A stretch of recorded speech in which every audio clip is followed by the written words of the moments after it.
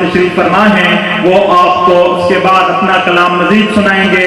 آپ کے سامنے تشریف لاتے ہیں مبلغ ختم نبوت، شامین ختم نبوت، یادگار اسلاف حضرت مولانا اللہ وسایہ صاحب دامت برکاتہم العالیہ۔ اللہ ربا وخیر الخلائق بعد الانبیاء، اما بعد، اللہم صلی علی سیدنا محمد عبدک ورسولک وصلی کذالک علی جمیع الانبیاء والمرسلین۔ میرے دوستوں، بزرگوں اور بھائیوں، ظہر کی نماز کے بعد سے آپ حضرات کا یہ اجلاس شروع ہے۔ ابھی تھوڑی دیر پہلے پیر طریقت حضرت مولانا عزیز الرحمن صاحب ہزاروی دامت برکاتہم کا آپ نے بیان سنا۔ ان سے پہلے حضرت مولانا مفتی شہاب الدین صاحب دامت برکاتہم، اور ان سے پہلے اور حضرات کے بیانات ہوئے۔ ملک عزیز کے نامور نعت خوان جناب حافظ ابو بکر صاحب کے بھی آپ نے بہت سارا کلام سنا، اور ابھی بھی جیسے اعلان کیا سنیں گے۔ اس اجلاس کے صدر ہمارے مخدوم اور مخدوم زادہ حضرت مولانا قاضی ارشد الحسینی کا صدارتی بیان اور ان کی دعا بھی ہونا ہے، جبکہ مغرب کی نماز کے متصل بعد جیسا کہ میرے بھائی اسٹیٹ سیکرٹری نے اعلان کیا کہ وہاں پر بھی اٹک میں پروگرام ہے۔ جتنے حضرات خطیب یہاں پر موجود تھے ان سب کے بھی وہاں بیانات ہونے ہیں، اور ہماری خوش نصیبی کے عالمی مجلس صفدر نبوت کے بزرگ رہنما حضرت مولانا محمد یوسف لدھیانوی رحمۃ اللہ علیہ کے جانشین اور ان کے صاحبزادہ حضرت مولانا محمد یحییٰ مدنی بھی وہاں پر خصوصیت کے ساتھ تشریف لا رہے ہیں۔ میرے بھائیوں، ان سب کے وہاں پر بیانات ہونے ہیں۔ آپ حضرات مسکین کی اچھی یا بری عادت سے گواہ واقف ہے کہ میں جب بھی گفتگو کرتا ہوں، کسی موضوع پر گفتگو کرتا ہوں، اور اب وقت جتنی تقریریں ہوئیں وہ ساری وہی تھیں جو میں نے معروضات عرض کرنی تھی۔ ان حضرات کے بیانات ہوئے تو گویا میرا بیان ہو گیا، لیکن اس کے بغیر چھٹی چونکہ ملنا نہیں، میں نے حاضری لباس کی توجہ کو بھی کراتا ہوں۔ میرے بھائی حافظ محمد ابو بکر صاحب نے آپ صلی اللہ علیہ وسلم کی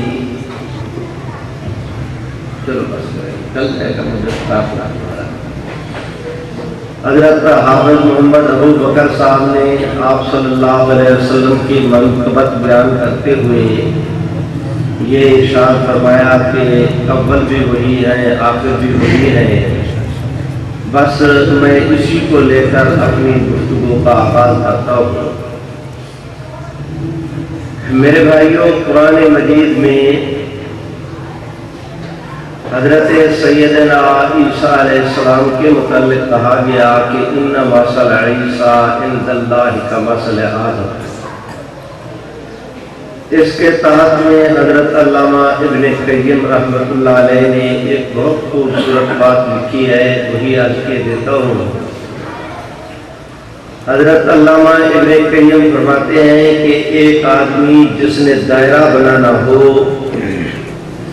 سب سے پہلے وہ مرکزی نقطے کا انتخاب کرتا ہے، پرکار کے ایک حصے کو مرکزی نقطے پر ٹکاتا ہے، اور پھر یوں کر کے پرکار کو چلاتا ہے۔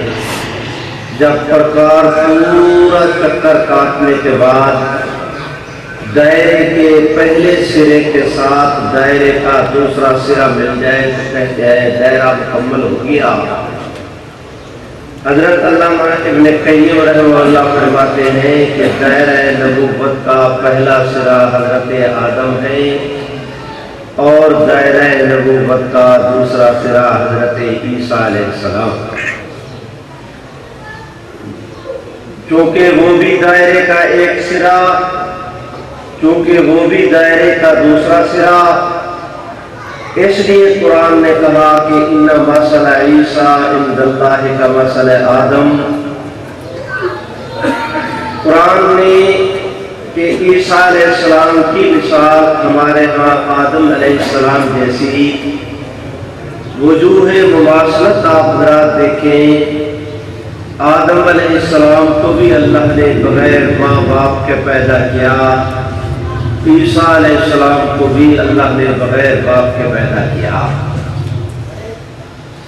آدم علیہ السلام کی پسلی سے فقط عورت مئی حوا پیدا ہوئی، ادھر فقط عورت مئی مریم سے حضرت عیسیٰ علیہ السلام پیدا ہوئے۔ قرآن نے کہا ان مثل عیسیٰ عند اللہ کمثل آدم۔ سیدنا آدم علیہ السلام آسمانوں سے زمین پہ تشریف لائے، حضرت مسیح زمین سے آسمانوں پہ تشریف لے گئے۔ قرآن نے کہا ان مثل عیسیٰ عند اللہ کمثل آدم۔ اب آپ جو سوال کریں کہ مولوی صاحب اگر دائرہ نبوت کا ایک سرا حضرت آدم ہے اور دوسرا سرا حضرت مسیح، تو پھر محمد عربی کہہ دو دور سے صلی اللہ علیہ وسلم۔ حضرت کی مولانا پیر حفیظ الرحمن صاحب ہزاروی دعوت برکاتوں کی بات کی تائید کرنے کو بے اختیار دل چاہتا ہے۔ میرے بھائیوں، 1400 سال میں سب سے زیادہ کثرت کے ساتھ حضور علیہ علماء بیٹھے ہیں۔ 1400 سال میں سب سے زیادہ کثرت کے ساتھ پیغمبر اسلام کی ذات پہ جو درود شریف پڑھا گیا وہ صلی اللہ علیہ وسلم کا ہے، اور یہ اتنا عمل مقبول ہے کہ اس کے پڑھنے کی دیر ہے، قبولیت کی دیر نہیں۔ یہ اتنا عمل مقبول ہے کہ اس کے صدقے میں کل قیامت کے دن رب کی طرف سے نجات ملے گی، حضور کی طرف سے شفاعت ملے گی۔ اور یہ اتنا عمل مقبول ہے کہ جتنی زیادہ محبت کے ساتھ پڑھو گے قیامت کے دن، اتنا آپ صلی اللہ علیہ وسلم کا قرب بھی نصیب ہوگا، دیدار بھی نصیب ہوگا۔ کہہ دو زور سے صلی اللہ علیہ وسلم اور بلند آواز سے۔ اب یہ سوال پیدا ہوتا ہے کہ مولوی صاحب آپ نے کہا کہ دائرہ نبوت کا ایک سرا حضرت آدم ہے، دائرہ نبوت کا دوسرا سرا حضرت مسیح، تو پھر محمد عربی کہہ دو رمیہ۔ میرے بھائیوں، میں جواب میں عرض کروں گا کہ غالباً یہ اشکال تو تب پیدا ہو کہ جب آپ دوست میری گفتگو کی طرف توجہ نہ فرمائیں، ورنہ میں نے تو اس کے متعلق ابتدا میں عرض کر دیا کہ دائرہ بنانے کے لیے سب سے پہلے مرکزی نقطے کا انتخاب ہوتا ہے۔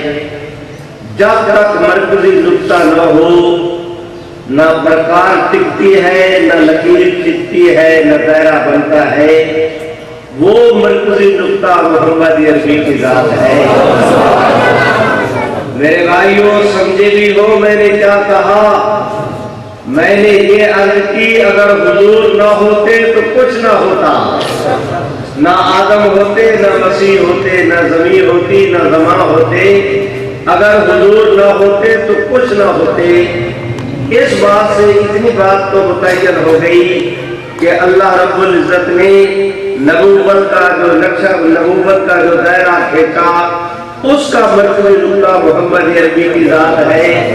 سمجھے بھی ہو، مرکزی نقطہ کا انتخاب سب سے پہلے کیا جاتا ہے، مرکزی نقطے کا ظہور سب سے آخر میں ہوتا ہے۔ محمد عربی صلی اللہ علیہ وسلم کا انتخاب میرے اللہ کے علم میں سب سے پہلے کیا گیا۔ آپ صلی اللہ علیہ وسلم کا ظہور سب سے پہلے آخر میں ہوا۔ ہمارے حضرت مولانا شاہ اشرف علی تھانوی رحمہ اللہ اس پر 3 روایتیں لائے ہیں نشر التیج میں۔ فرماتے ہیں کہ حضور علیہ السلام نے حضرت حضرت جابر سے فرمایا کنت نبیًا وإن آدم بین الماء والطین، وفی روایت کنت نبیًا وإن آدم بین الروح والجسد، وفی روایت کنت نبیًا ان آدم لمنجدل فی طینتہ او کما قال۔ سیدنا جابر سے حضور نے فرمایا، حضرت جابر نے حضور سے عرض کی متا وجبت النبوۃ لک یا رسول اللہ، آقا آپ ارشاد فرمائے اب تو آپ کو کب نبوت ملی؟ حضور علیہ السلام نے جواب میں فرمایا جابر میں تو اللہ کے ہاں اس وقت بھی نبی تھا جس وقت کے ابھی آدم علیہ السلام مٹی اور پانی کے مرحلے طے کر رہے تھے۔ اللہ رب العزت نے حضور علیہ السلام کی ذات پہ نبوت کے سلسلے کو مکمل کیا۔ اس کو کہتے ہیں شریعت میں ختم نبوت کا عقیدہ۔ میرے بھائیوں یہ دین کا اتنا بنیادی اور اہم عقیدہ ہے کہ علامہ ابن نجیم مصری رحمہ اللہ الاشفاء والنظائر کے اندر لکھتے ہیں من لم یعرف ان محمد صلی اللہ علیہ وسلم خاتم الانبیاء فلیس بمسلم، کہ جس آدمی کو یہ معلوم نہیں ہے کہ حضور آخری نبی ہے وہ مسلمان نہیں۔ پہلے نبیوں کو صرف نبی ماننا کافی تھا، محمد عربی کو صرف نبی نہیں، آپ کو نبی ماننے کے ساتھ خاتم الانبیاء بھی ماننا ضروری ہے۔ میرے بھائیوں میں درخواست کرتا ہوں یہ وہ عقیدہ ہے کہ 1400 سال سے حضور علیہ السلام کی پوری امت کا ایک فرد بشر کے نے بھی اس سے اختلاف نہیں کیا، پوری امت کا اس پر اجماع ہے کہ حضور علیہ السلام اللہ رب العزت کے آخری نبی ہیں۔ اب آپ سمجھیں حضور آخری نبی ہے تو اس کا معنی یہ کہ آپ کا دین آخری دین ہے، حضور آخری نبی ہے تو اس کا معنی یہ کہ آپ کی شریعت آخری شریعت ہے۔ حضور علیہ السلام کی ذات اقدس پہ اللہ نے جو کتاب قرآن مجید نازل کی وہ آسمانی کتابوں میں سے آخری آسمانی کتاب ہے، حضور آخری نبی ہے، تو اس کا معنی یہ کہ یہ امت آخری امت ہے۔ میرے بھائیوں فرمایا رحمت عالم نے انا حظکم من الانبیاء وانتم حظی من الامم، فرمایا حضور علیہ السلام نے لوگوں امتوں میں سے تم لوگ میرے حصے میں آئے ہو، نبیوں میں سے میں محمد تمہارے حصے میں آیا ہوں۔ میرے بھائیوں میرا بات ختم ہوا، اب میں آپ دوستوں سے پوچھتا ہوں، آپ حضرات ارشاد فرمائیں کہ اللہ رب العزت نے بن مانگے ہمیں محمد عربی جیسا نبی دیا، جانتے بھی ہو رحمت عالم صلی اللہ علیہ وسلم وہ در یکتا ہے کہ میرے رب کے خزانے میں بھی اس کی مثال نہیں۔ اللہ تعالیٰ نے آپ کو مجھے بن مانگے محمد عربی صلی اللہ علیہ وسلم جیسا نبی دیا۔ میں آپ سے پوچھتا ہوں اب آپ دوست ارشاد فرمائیں کہ حضور کی نبوت کے ہوتے ہوئے ہمیں کسی اور نبوت کی ضرورت ہے؟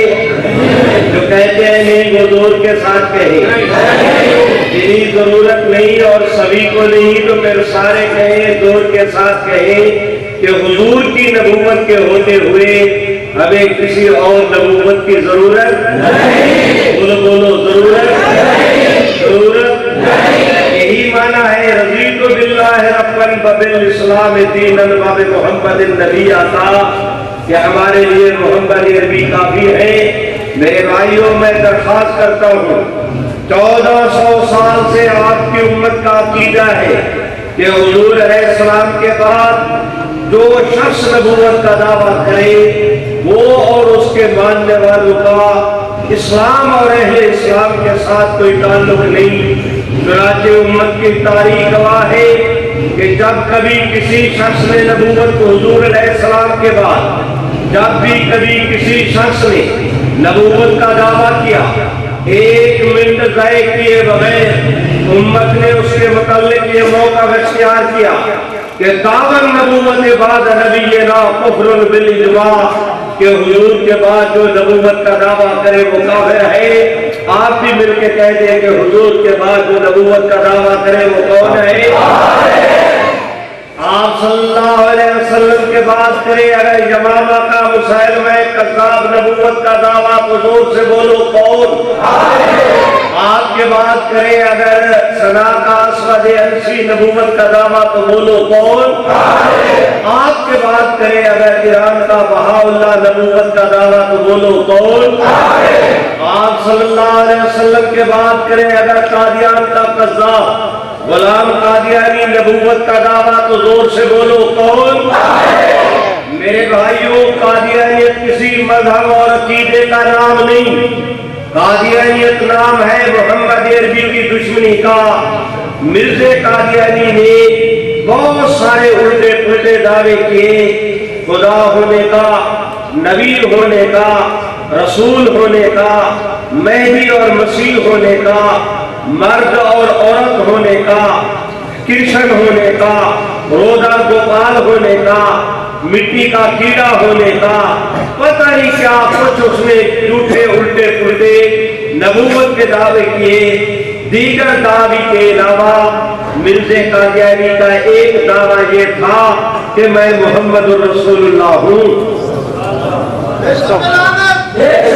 میرے بھائیوں، میں آپ دوستوں سے پوچھتا ہوں کہ قادیان کا قذاب حضور سرور کائنات کی مسند نبوت پہ بیٹھ کے کہے، نام حضور کا، نیم پلیٹ حضور کی، سائن بورڈ محمد عربی کے، منصب آپ کا، قادیان کا دہقان اس پر بیٹھ کے کہے کہ بطور محمد رسول اللہ کے تم لوگ مجھے قبول کر لو۔ میں آپ سے پوچھتا ہوں کیا کوئی مسلمان اس کو قبول کرنے کے لیے بولتے نہیں ہو؟ کیا کوئی مسلمان اس کو قبول کر سکتا ہے؟ تو کہتے ہیں نہیں، وہ زور کے ساتھ بولے کیا کوئی اس کو قبول کر سکتا ہے؟ میرے بھائیوں، میں دیکھتا ہوں یہی وجہ ہے کہ جب غلام قادیانی نے جھوٹی نبوت کا دعویٰ کیا تب آپ حضرات کے ہندوستان کی دینی قیادت تمام مکاتب فکر بغیر کسی تفریق کے، وہ حضرت مولانا رشید احمد گنگوہی ہوں یا حضرت شیخ الہند، وہ حضرت شاہ عبد الرحیم رائے پوری ہوں یا سید انور شاہ کشمیری، وہ پیر میر علی شاہ صاحب گولوی ہوں یا مولانا ثناء اللہ امرتسری، میرے بھائیوں، پوری امت کے تمام تر طبقات نے ایک منٹ ضائع کیے بغیر یہ اعلان کیا کہ مرزا غلام احمد قادیانی یہ رحمت عالم کا دشمن ہے، ہماری سانپ اور بٹو سے صلح ہو سکتی ہے، مرزا قادیانی اور اس کے ماننے والوں سے صلح نہیں ہو سکتی، ہماری سانپ اور بٹو سے صلح ہو سکتی ہے، ان سے صلح نہیں ہو سکتی۔ جو کہتے ہیں نہیں ہو سکتی وہ زور کے ساتھ کہہ دے صلح نہیں ہو سکتی، بولو بولو صلح نہیں ہو سکتی۔ میرے بھائیوں، سن 1974 کی نیشنل اسمبلی میں ہمارے مفکر اسلام حضرت مولانا مفتی محمود صاحب اسمبلی کے اندر وہ تھے، حضرت مولانا عبدالحق، مولانا غلام غوث العربی، مولانا شاہ احمد نورانی، پروفیسر عبدالغفور چودھری ظہور الہی، یہ حضرات تھے، اور باہر مفکر باہر شیخ الاسلام حضرت بنوری، مولانا عبید اللہ انور، نواب زادہ نصر اللہ، مولانا عبدالستار خان نیازی، میں اب کس کس کا نام لوں؟ باہر یہ قیادت تھی، اندر وہ قیادت۔ اس وقت پاکستان کی نیشنل اسمبلی نے امت اسلامیہ کے مطالبے کے پیش نظر میں دیانتداری کے ساتھ عرض کرتا ہوں، پوری اسمبلی نے دیکھیے جس وقت پاکستان کا آئین بنا اس وقت 208 قومی اسمبلی کے ممبران تھے، ان میں سے 5 ممبر ایسے تھے جنہوں نے اس اسمبلی کے قانون کے متعلق، جیسے احمد رضا قصوری، اس نے کہہ دیا تھا کہ مجھے فلاں شیخ کے ساتھ اختلاف ہے، میں دستخط نہیں کرتا۔ میرے بھائیوں، جس وقت 1974 میں نیشنل اسمبلی میں قادیانیوں کے کفر کا مسئلہ پیش ہوا، پوری اسمبلی میں سے ایک ممبر بھی غیر حاضر نہیں تھا، پوری اسمبلی میں سے ایک ممبر نے بھی اس کے ساتھ اختلاف نہیں کیا۔ تب قادیانی لوگ یہ کہتے تھے کہ اگر قومی اسمبلی کی کارروائی چھپ جائے تو آدھا ملک قادیانی ہو جائے گا۔ ہمیں معلوم تھا کہ خود جناب بھٹو صاحب نے قادیانیوں نے کہہ کر اس اسمبلی کے اوپر پابندی لگوائی تھی، لیکن پروپیگنڈا بھی یہ کرتے تھے۔ آج سے 2 دن پہلے جناب راؤ شاہد صاحب، وہ اس زمانے کے ہمارے اسپیکر جناب صاحبزادہ فاروق علی خان سے انٹرویو کر کے آئے ہیں۔ انہوں نے کہا کہ قادیانی یہ کہتے ہیں کہ اگر اسمبلی کی کارروائی چھپ جاتی تو آدھا ملک قادیانی ہو جاتا۔ تو آپ فرمائیں آپ کی رائے کیا ہے؟ تو صاحبزادہ فاروق علی نے کہا کہ وہ اب اسمبلی کی کارروائی چھپ گئی ہے، جو کہ انٹرنیٹ پر بھی موجود ہے، پوری دنیا اسے اپلوڈ کر رہی ہے، اس پر مقالے لکھے جا رہے ہیں، آ رہی ہے۔ میرے بھائیوں، تو انہوں نے کہا صاحبزادہ فاروق نے کہ قادیانیوں کے اندر ہمت ہے تو وہ آج آدھے ملک کو قادیانی بنا لے، لیکن ہم دیکھتے ہیں کہ ہاتھی کے دانت کھانے کے اور دکھانے کے اور، وہ تو صرف پروپیگنڈا کی بات تھی۔ جہاں تک حقائق کا تعلق ہے، میں کم از کم اس پورے اجتماع میں مجھے یہ اعزاز حاصل ہے کہ الحمدللہ پہلی جلد سے لے کر 21ویں جلد تک میں نے اس کی ایک سطر نہیں، اس کا ایک لفظ پڑھا ہے۔ میں اللہ کے گھر میں بیٹھ کے حلفی آپ کو شہادت دے سکتا ہوں کہ پوری اسمبلی کے ممبران میں سے ایک ممبر بھی ایسے نہیں تھا جو یہ کہے کہ قادیانی کافر نہیں، بلکہ ہم نے دیکھا کہ اس اسمبلی میں نصرت جہاں بھٹو نے وہ جناب ذوالفقار علی بھٹو کو کہا کہ بھٹو صاحب اس کیس کو آپ لمبا نہ کریں اور قادیانیوں کے کافر ہونے کا اعلان کریں۔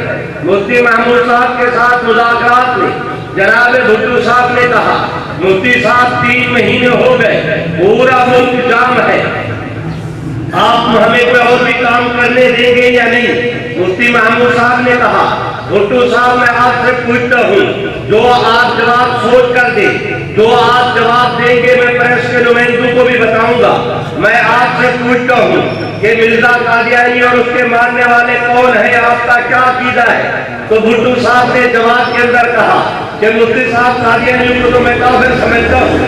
مفتی صاحب نے کہا نصرت بھٹو بھی کافر سمجھتی ہے، جناب ذوالفقار علی بھٹو بھی کافر سمجھتے ہیں۔ کافر سمجھنے کے باوجود اگر آپ ان کے متعلق فیصلہ نہیں کر رہے تو یہ کہ ملک کے نظام کو میں نے جام نہیں کیا ہوا، ملک کے نظام کو آپ نے جام کیا ہوا ہے۔ میں آپ سے مطالبہ کرتا ہوں آپ قادیانیوں کا مسئلہ حل کریں۔ میرے بھائیوں، اسی اسمبلی میں رب محمد کی قسم باوضو منبر رسول مسجد میں اللہ کے گھر کے اندر بیٹھا ہوں، علماء کرام کی موجودگی میں الویہ شہادت دیتا ہوں۔ میرے بھائیوں، اس اسمبلی میں ہمارے ایک بزرگ تھے، ان کا نام تھا حضرت مولانا ظفر احمد انصاری، وہ کراچی کے رہنے والے تھے۔ انہوں نے ایک حوالہ دیا کہ جناب مرزا غلام احمد صاحب یہ کہتے ہیں حضرت خواجہ غلام فرید صاحب وہ اپنا کیا کہتے ہیں کوٹ مٹھن والوں کا ایک ان کے خاندان کا خواجہ محمد جواد قریجہ، وہ ان دنوں قومی اسمبلی کا ممبر تھا۔ حضرت مولانا ظفر احمد کے بیان کے دوران میں والہانہ انداز میں دیوانگی کی شکل میں کھڑا ہوا، اس نے کہا جناب سپیکر آپ مولانا کو پابند کریں کہ غلام قادیانی کو وہ صاحب نہ کہیں۔ مولانا ظفر احمد سمجھ گئے کہ اب لوہا گرم ہے، انہوں نے جان کر دوبارہ کہا کہ یہ میرے ہاتھ میں مرزا غلام احمد صاحب کی کتاب ہے۔ وہ رو کے پھر کہتا ہے مولوی صاحب کو روکو، غلام احمد کو صاحب نہ کہیں۔ سپیکر نے کہا کہ قریجہ صاحب آپ بیٹھ جائیں، ان کی تقریر میں آپ مداخلت نہ کریں، جب آپ کی باری آئے گی آپ جو کہیں۔ تو خواجہ جمال نے کہا کہ میں ان کی تقریر میں مداخلت نہیں کر رہا، میں اپنا حق مانگ رہا ہوں کہ مرزا غلام قادیانی حضور کا باغی تھا، وہ صاحب نہیں تھا، وہ کسی عزت اور اکرام کا مستحق نہیں تھا، اس کو صاحب نہ کہے۔ مولانا ظفر احمد نے دیکھا لوہا گرم ہے، انہوں نے جان کے ایک دفعہ پھر کہا کہ ان کا پورا رد عمل سامنے آنا چاہیے۔ انہوں نے کہا کہ مرزا غلام احمد کا صاحب نے یہ کہا ہے، تو وہ جواب قریجہ اٹھا، اس نے کہا میں نے 3 دفعہ روکا ہے، یہ صاحب نہیں روک رہے۔ تو اچھا، انہوں نے اگر اپنے نقطۂ نظر سے گفتگو کی ہے تو میرا نقطۂ نظر بھی بھی سنو کہ ان کے نزدیک مرزا غلام احمد صاحب تھا، میرے نزدیک مرزا غلام احمد قادیانی ولد الحرام تھا۔ یہ اسمبلی کے ریکارڈ میں موجود ہے، یہ اسمبلی کے ریکارڈ میں موجود ہے، رب محمد کی قسم اسی طرح موجود ہے۔ میں پوچھتا ہوں قادیانی سے، اس کی بنیاد پر تم کہتے تھے کہ اگر اسمبلی کی کاروائی چھپ جائے تو آدھا ملک قادیانی بن جائے گا، کیوں قادیانی کو دھوکہ دیتے ہو؟ میرے بھائیوں، کسی بھی فتنے کے 4 دور ہوتے ہیں، اس کی ابتدا، اس کا عروج، اس کا زوال اور اس کا اختتام۔ قادیانیت کی ابتدا یہ تھی کہ اسے انگریز نے پیدا کیا، قادیانیت کا عروج یہ تھا کہ یہ پاکستان میں اقتدار کے خواب دیکھتے تھے۔ آج قادیانیت کا زوال اس دن شروع ہوا جس دن ان کو کافر قرار دیا گیا۔ حضرت والا بستی بزدار اس کا نام ہے، بلوچ قادیانی ہوا، اس کا خاندان پھیلتے پھیلتے پوری بستی میں سے 2 حصے قادیانی تھے، ایک حصہ مسلمان تھے۔ وہاں پر حضرت مولانا اللہ شاہ بخاری آج سے 75-80 سال پہلے گئے، آج سے 10-15 دن پہلے مجھے بھی وہاں پر جانے کا اتفاق ہوا۔ اتنے 80 سال کے عرصے کے بعد اس گاؤں میں جانے کا اتفاق ہوا۔ میں جب وہاں پہنچا، دوستوں نے مجھے کہا کہ جب سیدنا اللہ شاہ بخاری آئے تھے، کیفیت یہ تھی کہ 67% قادیانی تھے، 33% مسلمان تھے۔ اب جب آپ آئے ہیں تو حالات نے اتنا پلٹا کھایا ہے کہ پوری بستی میں سے جتنے قادیانی تھے سوائے 2 کے سارے مسلمان ہو گئے ہیں۔ ان کو الحمدللہ شریف ہو، ان کے اولاد، ان کے بیٹے نواسے وہ بھی مسلمان، ایک 75 سال کا بوڑھا، ایک 80 سال کا، یہ صرف 2 رہ گئے ہیں۔ میں نے کہا مجھے ان کی ملاقات کے لیے لے کر، ہم لوگ ان کے گھروں میں گئے۔ محنت تو ان کی اولاد نے کی تھی، فضل میرے رب کریم نے کیا، ہم گئے، اللہ نے کرم کیا۔ ان دونوں نے بھی کہا کہ مرزا قادیانی اور اس کے ماننے والے کافر، آپ بھی کہیں گے مرزا قادیانی اور اس کے ماننے والے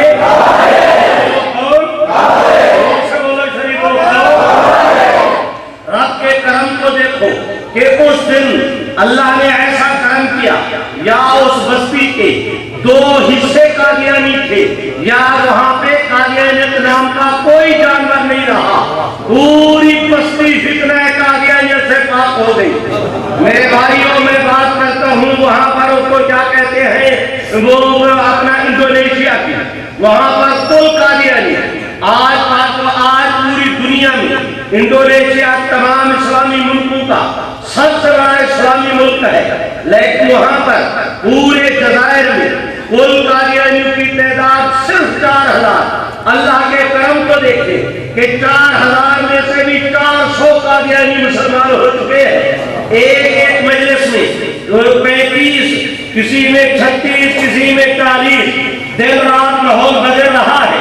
رب محمد کی قسم، جس طرح مجھے یقین ہے کہ اللہ رب العزت وحدہ لا شریک ہے، جس طرح مجھے یقین ہے کہ محمد عربی اللہ کے سچے رسول ہے، جس طرح مجھے یقین ہے کہ آپ دوست میرے سامنے بیٹھے ہیں، خدا کی قسم حالات کی روشنی میں اسی یقین کے ساتھ معمور ہوں کہ آج نہیں تو کل انشاءاللہ قادیانیت کا فتنہ اس ملک میں جائے گا، ایسے طور پر جائے گا کہ پوری دنیا میں تمہیں ایک قادیانی بھی نظر نہیں آئے گا۔ ایسا یہ وقت آئے گا، جو کیسے آئے گا وہ زور کے ساتھ کہہ دے، یہ وقت آئے گا، بولو یہ وقت آئے گا۔ میرے بھائیوں، آج کی مجلس میں کسی موضوع پر گفتگو کرنی تو میرے لیے ممکن نہیں تھی، گفتگو تو اللہ کو منظور ہے انشاءاللہ۔ رات وہ وہاں پر مغرب کے بعد انشاءاللہ نظیر اٹک کے اندر کریں گے۔ بس یہ میں نے ضروری باتیں کر دی، اللہ میری حاضری کو قبول فرمائے۔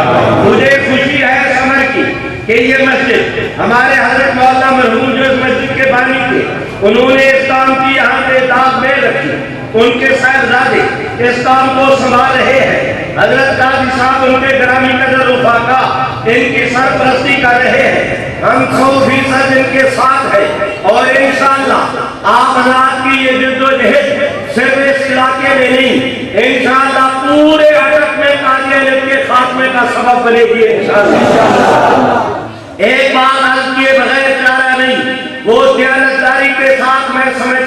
جو اسلام کی اس وقت بہت بڑی خدمت ہے، اور وہ یہ کہ جمعیت علماء اسلام جس کے سب سے پہلے امیر حضرت مولانا احمد علی لاہوری تھے، آج وہ حضرت مولانا احمد علی لاہوری انشاءاللہ العزیز ہمارے درخواست تھی حضرت مولانا مفتی محمود، خود ہمارے حضرت مولانا خواجہ خان محمد، یہ سارے جماعت کے ساتھ وابستہ نہیں، وہ مرکزی قیادت تھی، میں مرکز کی بات کر رہا ہوں، آپ دوستوں کی خدمت میں عرض کرتا ہوں 31 مارچ کو جمعیت علماء اسلام کے تحت میں لاہور کے اندر جلسہ ہے، اس سے پہلے پاکستان پیپلز پارٹی وہاں پر بلاول زرداری کی وہ تاج پوشی کرنا چاہتے ہیں، اس سے پہلے 23 مارچ کو وہاں پر جناب عمران خان صاحب اپنا جو ہے وہ اپنا شو کرنا چاہتے ہیں، اس سے پہلے جناب وہ طاہر القادری وہاں پر اپنا ڈرامہ پیش کر چکے۔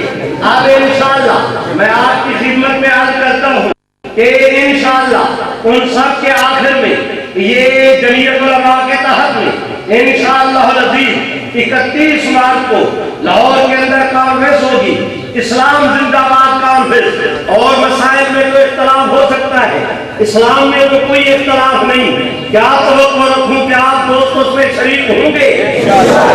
ڈھیلی صوفی والی مولی صاحب جان نہیں توڑتے، انشاءاللہ بہت جان کھڑو، میاں تبلیغی جماعت والی انشاءاللہ نہیں، ترخانے والی واضح والی انشاءاللہ